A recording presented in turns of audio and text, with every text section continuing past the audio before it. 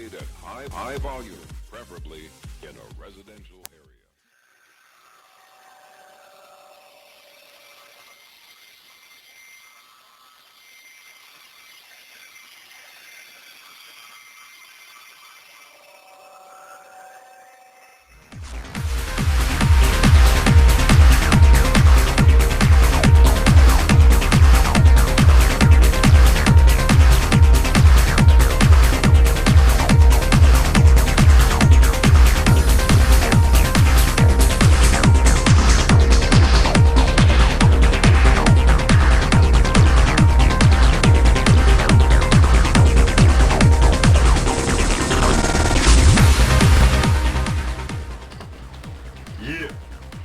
To the hey, all you sports fans out there in the two-ball-sphere, to you, the individuals, part of this collective.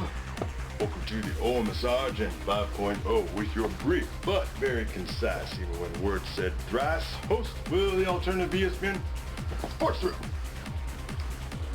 Not the soccer player I used to be. Never scored on it as a goalie though for 2 years. That was a long time ago.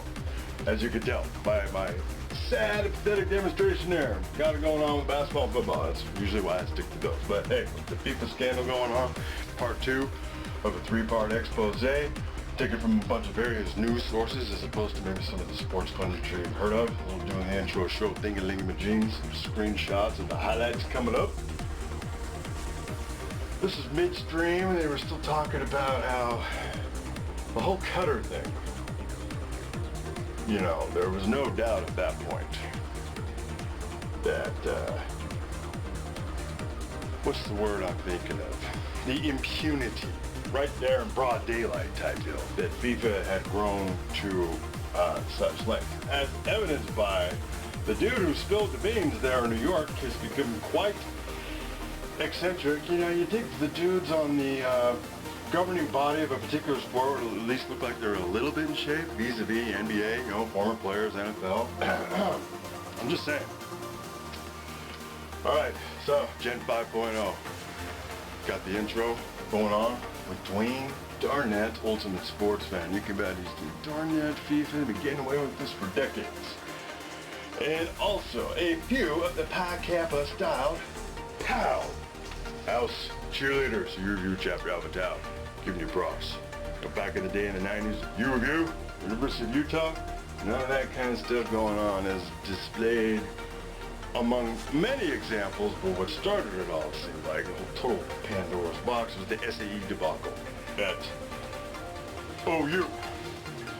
Alright, so main focus of this episode on the QATAR scandal and dude at the top, and he's been untouchable for all these years until we get to the segue for the sport rant to the segment, and the majority of the highlights coming up after that's going to be about, well, the dude to the top always got to be responsible. It will be about pushing the boundaries of the new normal where the generals and the CEOs are seemingly not being, the top dog is not taking accountability.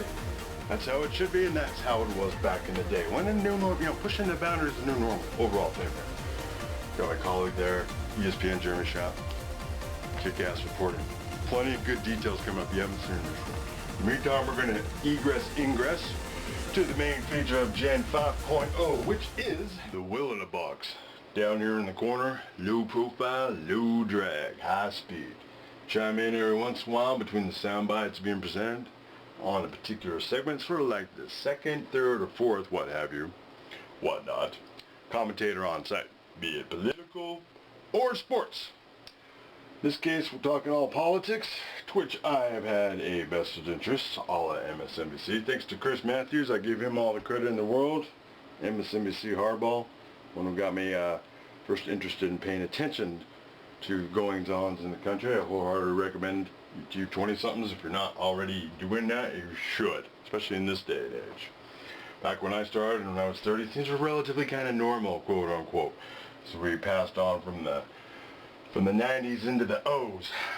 I'm not going to say exactly when. I like to maintain the image of being in my young to mid-40s. reporter of that. Jeremy Schaap will join me in a moment. First, joining me now, Dave Zirin, sports editor for The Nation, who's also done some amazing reporting on FIFA, who wrote a great book, discusses Brazil's World Cup experience, Dance with the Devil. So the big surprise here is not the allegations embedded. The shock is that that it's happened, that some accountability has been brought to this organization, right? I mean, that's the thing that everybody's around the world, around the world tonight. And all day, people going, I can't believe they did it. They've arrested these people. Exactly, because it's become a cliche over the last 2 decades about FIFA being corrupt. It's an eye roll. I mean, people in the International Olympic Committee look at FIFA and say, damn, you guys are corrupt. And Sepp Blatter is so identified with this corruption. Chris, this was the headline of the New York Times today. FIFA officials arrested on corruption charges. Sepp Blatter isn't among them.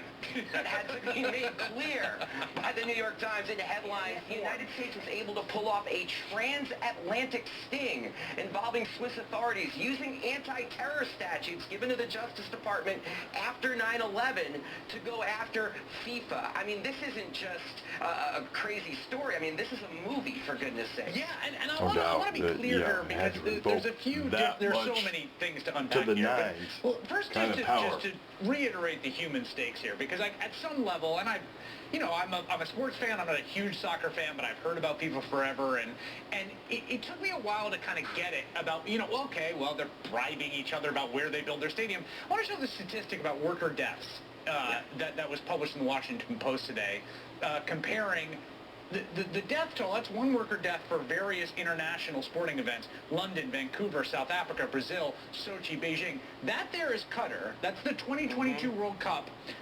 I think it's almost 2,000, if I'm not mistaken. Yeah. Those are human beings in basically situations of slave labor who are being driven to build stadiums in the desert, essentially on this rush job, because it appears, or possibly, they were bribed, FIFA was bribed into awarding them the games. I mean, that's the real human stakes here.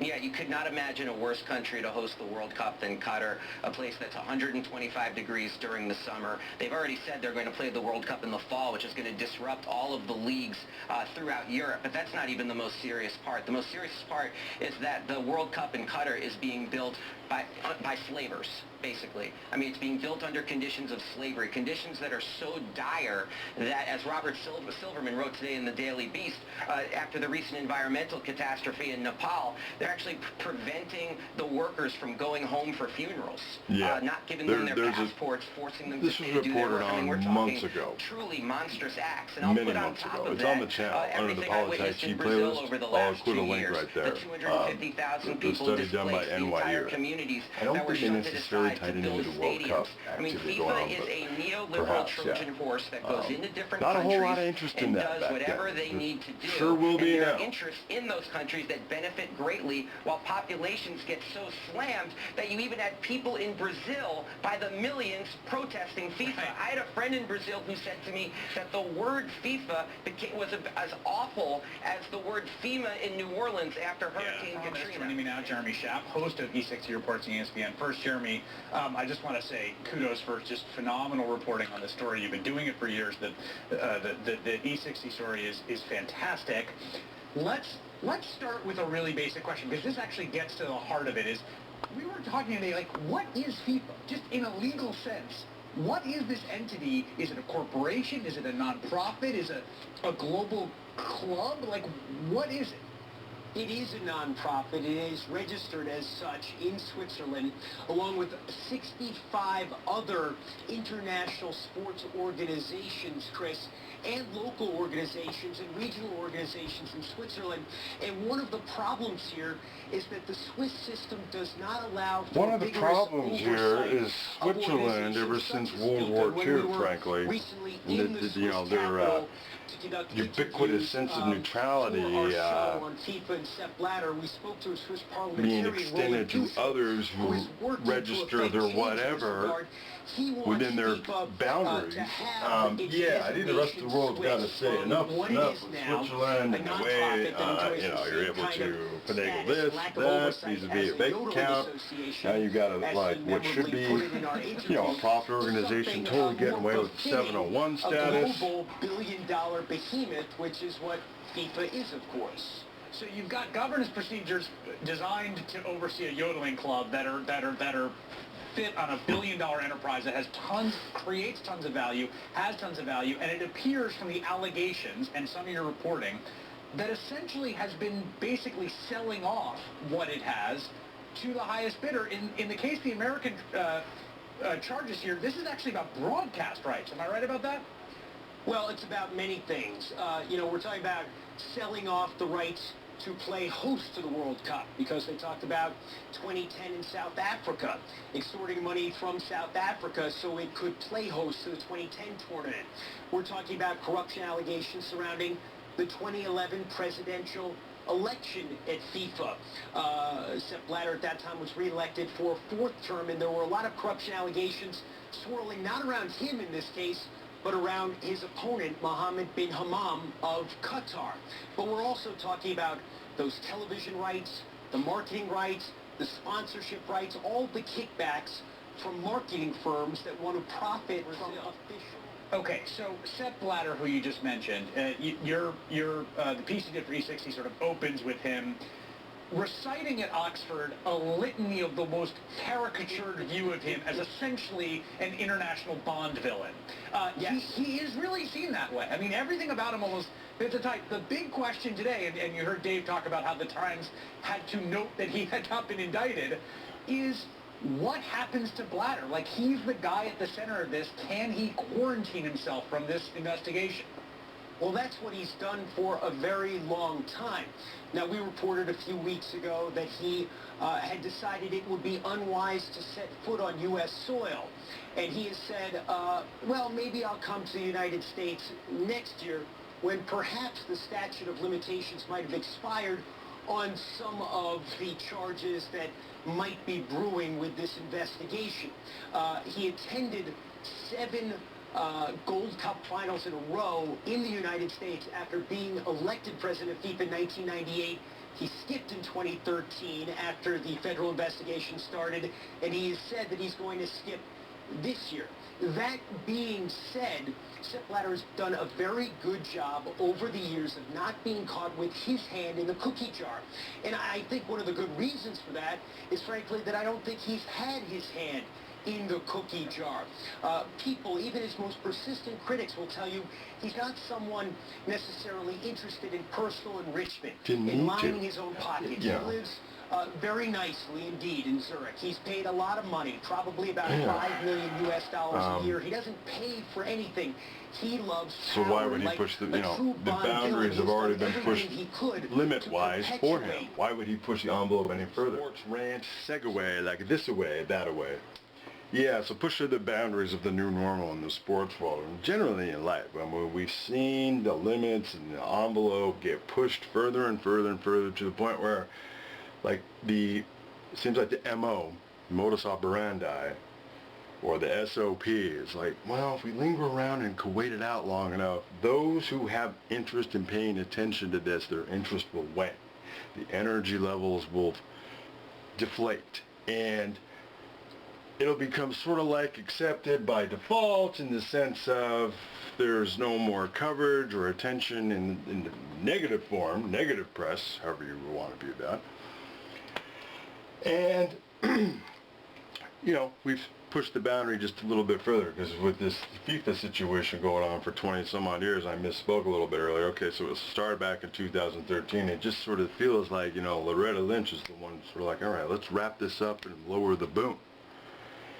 And you have to wonder if the timing, they timed it, if that was serendipitous, fortuitous, or planned before his re-election, right? Because that's sending a message right there. I think the Justice Department's going to kind of get their act together a little bit better. I don't know, I just got way good feelings about her that I didn't have so much about Eric Oldham. But with regard to, the new normal, we've seen it in politics, certainly in the last 4 years in our country. We've seen it in, the way the World Cup final match went down there in Brazil, Argentina versus the final. Germany, of course. Ach, it's Deutschland. 1-9 feins wie geht. Not being the biggest pro-Argentina soccer booster, heard about Messi this, Messi that, when I have, decided to tune in for soccer, whatever the case may have been going on, sort of like, not anti-Argentina, but there was stuff going on in that match that just sort of was like a head scratcher. There's just, even the lay soccer fan like yours truly, and I'm sure some of you out there would look at it and go, whoa, that was missed, that was missed. Bad officiating, bad officials at the collegiate level. There was some terrible officiating going on. The national championship game with Duke, get all the calls against Wisconsin. Terrible. That's on the channel. Couple shows back when I was just starting off with Gen 5.0, so forgive the formatting technical difficulties from back then. And nobody really spoke about it. Nobody really brought it up because it's become the new normal. Yeah, back the truck up, as Tim the Toolman Taylor would say. All right, plenty more highlights coming up. Thanks for watching those silly DUIs while you're out there, reminding you sports and alcohol, they are joined at the hip. So pace yourself, celebrating the NBA Finals. I want to ask Jeremy about the Qatar games, which there's a lot of speculation that you saw the rep for FIFA saying, look, we don't know. As of now, yes, they're going to go on and rush on Qatar, but they've already moved the games once in terms of the scheduling for Qatar. You've got the death toll. You've got this insane, unsustainable situation that you have done incredible reporting on, and there's a real question now, is this the straw that breaks the camel's back? That they basically say, you know what, we're yanking the games from Qatar? I think it's a fair question, Chris. If you'd asked me last night at this time, I would have said 100% 2022 is going on in Qatar, as Sepp Blatter has vowed repeatedly. He said words to the effect of, over my dead body is 2022 going to be anywhere other than Qatar. But I think the landscape has shifted a little bit, certainly in the last 24 hours, and there might be a stronger movement afoot now to actually have a revote. Certainly, there are provisions within FIFA's charter that would justify a revote. Whether the pressure becomes something that Sepp Blatter responds to, that's an open question. Jeremy Schaap, thank you again, and again, excellent work on this. It's just been In November last year, the awesome New York City tabloid paper, the New York Daily News, published this report about soccer. And it's got all the great things that make tabloid reporting. So because they're talking about a guy turning state's evidence and helping the FBI, they call him in the headline, the soccer rat, exclamation point. And even though it's not particularly relevant to the story, the Daily News goes out of their way to point out that the guy in question is 450 pounds. And when they want to call him corrupt, they call him corpulent and corrupt. They give juicy, if slightly unnecessary, details about how the FBI first picked the guy up on a Manhattan sidewalk, but you also get the pure tabloid ooze that at the time he was riding a mobility scooter down that Manhattan sidewalk when the FBI nabbed him, and he was riding that mobility scooter, quote, to a pricey Manhattan restaurant. They also point out that he was a regular at table 4 at a fancy restaurant called Elaine's. And that he not only lived his lavish lifestyle at the Trump Tower apartments, but that he actually held down 2 Trump Tower apartments, one that cost $18,000 a month for himself, and one adjacent that cost $6,000 a month for his cats. His cats had their own apartment in the Trump Tower. I learned today in the New York Times that he also used to wear a live parrot around as an accessory, but months ahead of the Times teaching me that today, there was the Daily News last November with their scoop about the cat apartment and everything else you would ever want to know, and more about how the top soccer executive in the United States lived so large, and by implication, how he lived so large. 47-count indictment against 14 different people involved at the highest levels of the world's most popular sport. International soccer is a multi-billion-dollar affair, and today's indictment says executives at the top of that sport figured out how to turn it into, how to turn that multi-billion-dollar business into millions of dollars for themselves. Some of the evidence in the case was apparently gleaned through the not terribly willing cooperation of former U.S. soccer bigwig Chuck Blazer, who walked right into the Fed's clutches, or rolled right into the Fed's clutches when he refused to file income taxes or explain the source of his lavish lifestyle, cat apartment included. We learned today, as part of the unveiling of this big case in international soccer, that Chuck Blazer secretly pled guilty to 10 counts in November 2013 involving his taxes and lots else besides. The evidence he apparently secretly recorded on a secret keychain recorder among his former colleagues at the highest echelons of international soccer, and the other results of a years-long FBI investigation turned into blunt allegations today that basically everything up and down the food chain of international soccer, everything from which countries get major matches in the World Cup, to who gets to run FIFA and thereby collect and channel all the bribe money, to who gets the marketing deals and the distribution rights to the games, everything has, for years, been for sale.